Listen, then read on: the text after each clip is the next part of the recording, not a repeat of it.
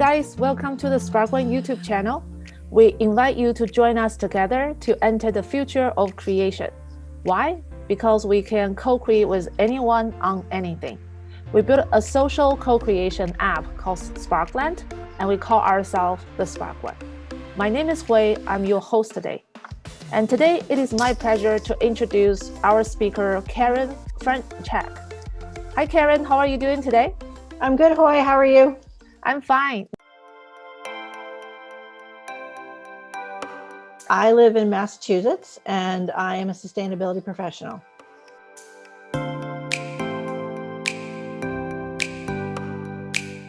So Karen, maybe you share with us a little bit about how do you start your professional career, and then what do you have learned so far?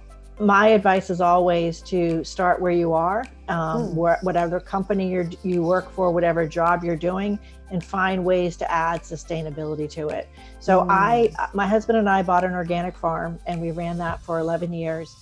The last 8 of those years, I also was working for Whole Foods. I ended up working for Whole Foods Market for 19 years. I left the company in April of 2020, and I worked in the stores for 12 and a half years in operations. I ended up running 2 different stores, and then I switched over to the regional construction team, and I did sustainability for 6.5 years, sustainability and maintenance.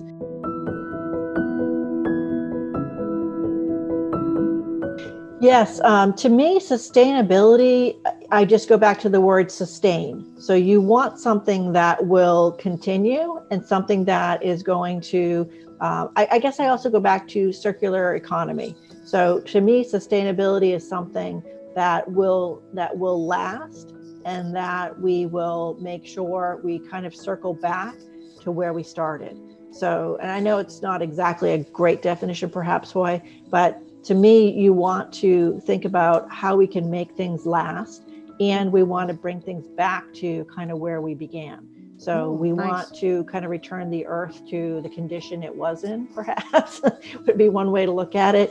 We want to kind of, and I think that comes from my organic farming background, because with organic farming, you always focus on the soil, not what you're doing to the plants. You always want to have healthy soil to grow the plants. If you don't have healthy soil, you can use all the inputs you want and you're still not going to have a great healthy plant. You have to have healthy soil.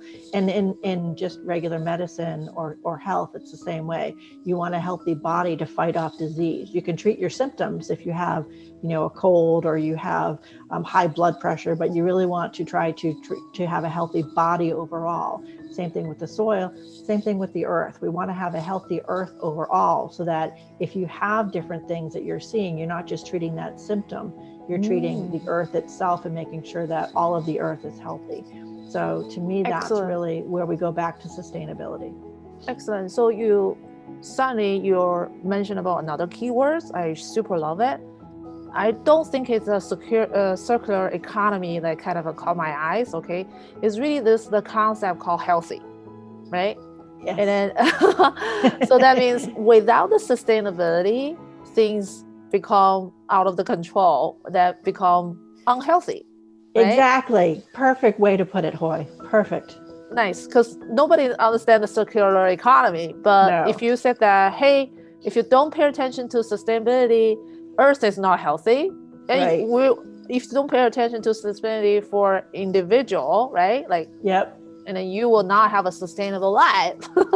Exactly. It's a good way to put it. But a good way to put it. Yeah. So that is absolutely needed. And then because there's a warring, there's a red flags going on, which is kind of the we as a Earth, kind of a living beings on Earth, we are responsible to look at it and then see how. It's not our current generations, but it's really the lifelong, right? As a human beings. Yes, it is.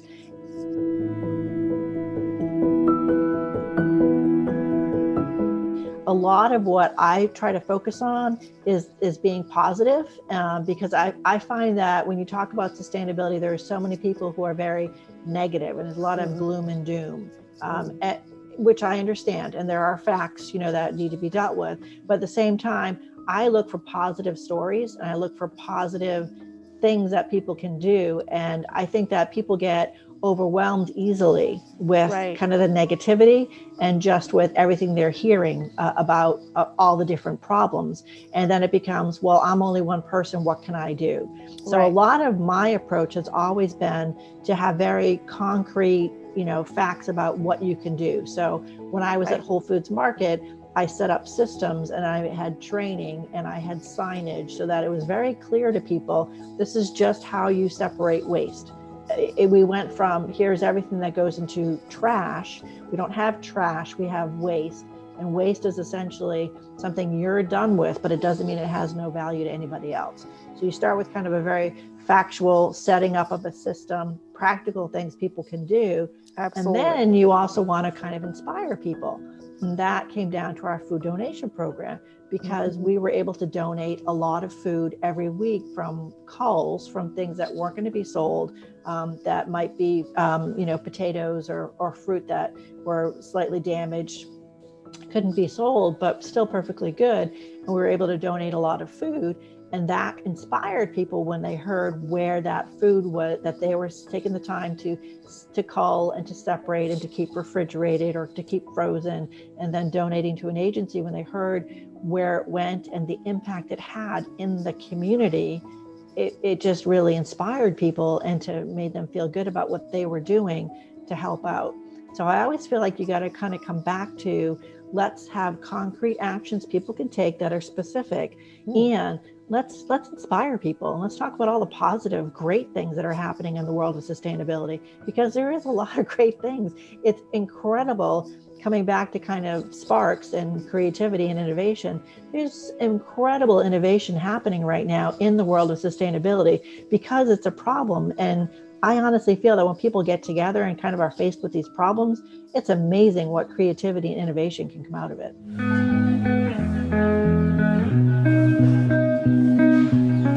I think, I'm not 100% sure, Hoy, but I believe that it started out on farms in Europe. So if you go to Europe, a lot of farms there have anaerobic digesters. In the US, there's not as many, but in Massachusetts, there are 5 dairy farms that have anaerobic digesters on them. And so the way that the anaerobic digester works, it's kind of like the inside of a cow's stomach, honestly. So essentially all of the food waste goes in. So in this case, they collect a cow manure, which is liquid. And then they also collect food waste in a liquid form. And then it all goes into the digester and it starts to biodegrade. And so as it degrades, it gives off gases, methane and other gases are released. They capture the gases and they use them to run a generator and basically create electricity. So as the food is degrading and digesting in the digester, in the anaerobic digester, they essentially are creating heat, because heat's a byproduct of the process. So they're able to heat the farm and as well as the barns and the buildings, and they create the electricity, which they sell back to the grid. And then there's a fertilizer that's left over that they use on the fields to grow more corn and hay to feed the cows. And the farms that have this in Massachusetts have found that they get greater production because of the very good quality fertilizer they're using. So the farmers have to buy less fertilizer, and it's less synthetic fertilizer. These are conventional dairy farms, they're not organic. So it's helping them to be more natural and more organic as well, because of the quality of the fertilizer. As well, they also get electricity. They get electricity. They also get a rental fee for hosting this, so it helps them as well. And for dairy farms that are in tough situations, price of milk has not been great for a few years. This is really helpful to them. But I think it's super cool because we were able to get half of the stores in the North Atlantic region of Whole Foods Market to have their food waste go to anaerobic digestion. So 20 stores ended up having all of their food waste. And there were a couple of, there was a non-farm digester that didn't have, it's an industrial model, so it's not on a farm. and they were able to separate food waste. The other ones, we liquefied it through this grind to energy system where it just added water and it just kind of mushed everything. We were able to put all the food waste in there though. Bones can go in, fish, seafood, produce, meat, everything can go in there, and it just liquefies it, and then it gets hauled off to the dairy farms, to the anaerobic digester. So it's a really cool system, and to be able to create electricity, energy from food waste is amazing to me. So I was really excited to partner with the folks that we were able to partner with to make that happen.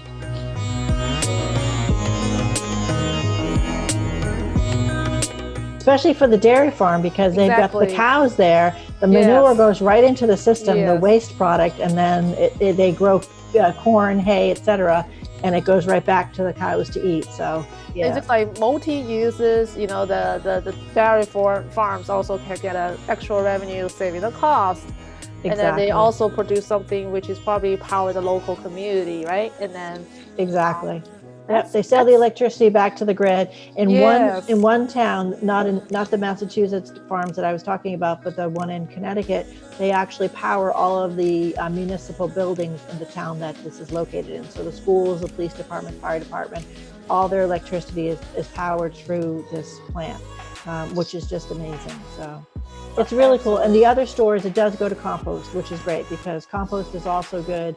And you really need to have good, high quality compost. So that's really good. I just think the anaerobic digestion is really cool. And it's great to have more of these. You have so many places where there's such a concentration of food waste that if you can build more of these anaerobic digestion plants and create energy, it's crazy. It's multiple wins, for the environment. Yes, and Massachusetts is not a super rural state. I mean, there are rural parts of it, but there's also Boston and Worcester. So it's nice that they found these 5 farms, and a couple of them are not that far out of Boston. And I just think, and now they're going to take it to other places. This same company is looking at other places. And so I just think it's one of these things that's really awesome to have that kind of capability. When you can do it in industrial plants too, you don't have to do it on farms. But it's a really nice mix when you have it on the farm. And the super cool thing I have to say, Hoy, is when I was able to take team members from the stores who have these systems and take them to the farm, and they see all the baby cows, and they're like, this is so great. And they get to see the system, and it's like, it's a cool thing. Again, it's that full circle where we want to have people do the right thing and separate out the food waste and put it into the machine and make the slurry. And then they get the inspiration going to the farm and getting to see what's actually happening and meet the farmers who are like, this is awesome. It's really helping us. It's a 4th generation farm that we went to. So you're on the 4th generation that's actually farming it. And they want to be able to continue to do it. So this is helping them. And it's so inspiring when you see that, and you know what actions you take every day are a part of that. And I think that's where people kind of miss it. We're also busy. Yeah, and it's hurry. Yeah, totally. We miss it. It's all online, and people just don't get that actual connection. And when you hear that story and you're part of it and you can do this, it just makes us feel better, and we are doing good things. And that's really where I like to focus, is on those kind of positive things that we can do.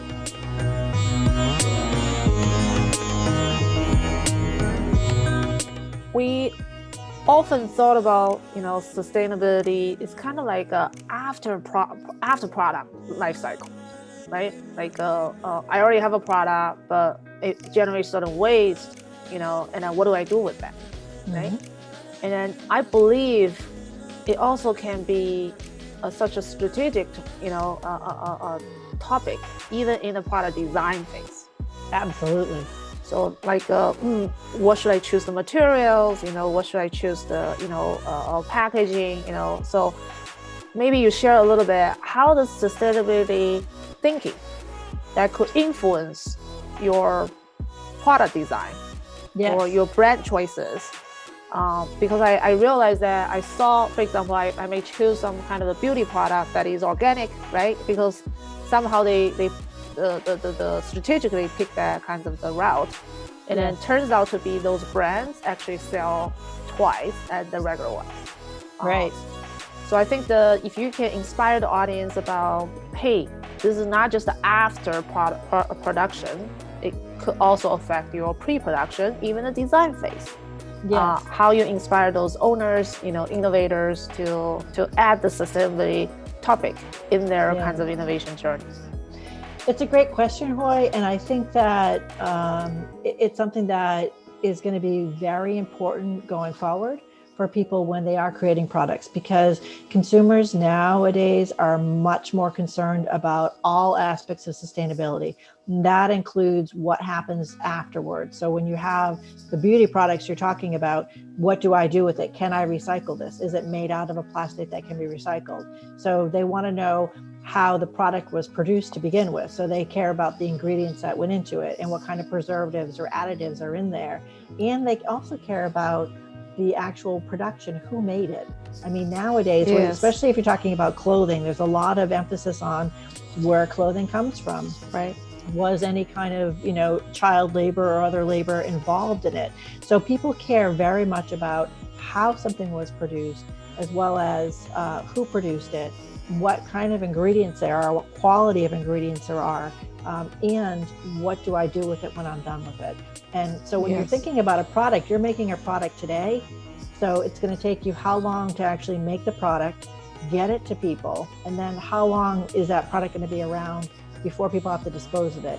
So if you're talking 3 years down the road, you kind of have to guess in some ways what's going to be recyclable or not 3 years down the road. But to me, there's a lot that you can do just doing a little research to figure out what is recyclable today. So for instance, on plastics, it says number 1 through 7 on the bottom. In the little recycling triangle, that number is what kind of plastic it's made of. It doesn't automatically mean it can be recycled because it has the triangle on it. And a lot of people assume it can be. That's only telling you what kind of plastic it's made out of. So for instance, number 6 is polystyrene. Polystyrene, which is related to styrofoam. Styrofoam is the expanded version of it. Polystyrene is what a lot of utensils are made out of. And some packaging, like a lot of black plastic to-go containers, will be made out of polystyrene. Right. Not recyclable in most places. So most people think 1 through 7 is recyclable. 7 is a catch-all for anything that is not 1 to 6. So if it's a kind of plastic that technically could be recycled, and it's not a 1 or a 2 or a 3 or a 4 or a 5 or 6, it goes into 7. So a lot of people, and believe me, I've talked to a lot of folks over the years who are like, oh, it's a number 7, people can recycle. It's like, no. I talked to both of the haulers that I use locally and all of the local MRFs, and they will not accept that it's going to be trash. So I think a little bit of basic research to understand what is commonly recycled, and that usually is 1, 2, and 5 are the ones that are really recycled, and 5 in some areas and not in others, and 5 if it's black, not always. So I think 1 and 2 for sure are recyclable, but that's where some research needs to go in to think. But honestly, the best thing is to minimize your packaging, because that's where a lot of people are going today, is to minimize it or to go to compostable packaging. I've actually seen some body care products sold at Whole Foods Market that are made out of a compostable, like a cardboard looking thing. And Very simple. Yeah, I wouldn't think that, but they actually have that, and it's lined with like a wax, a sort of wax, so that it will retain, it won't have the moisture go through, but it can be, because wax cardboard can be composted.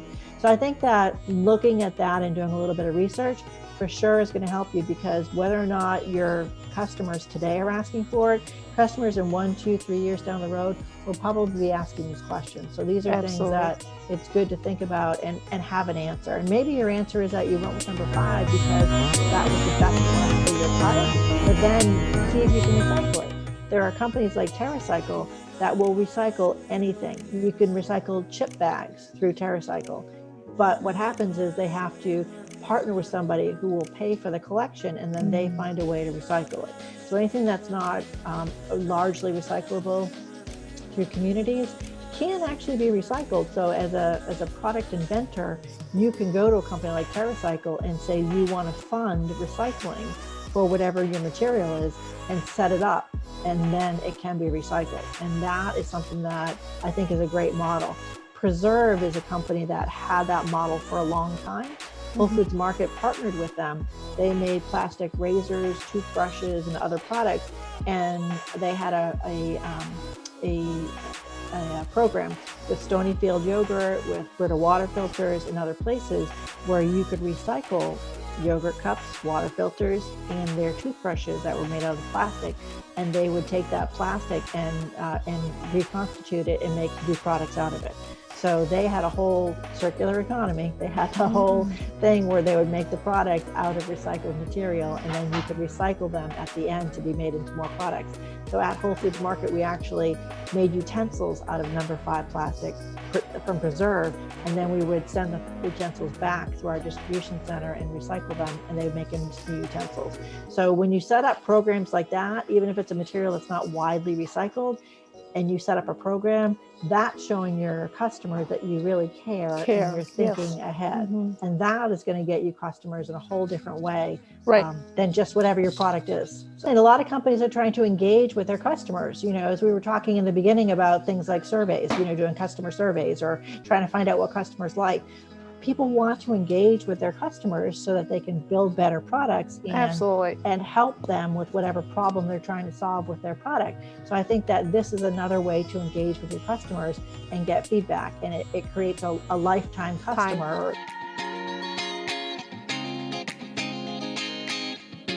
I have really enjoyed using SparkLand.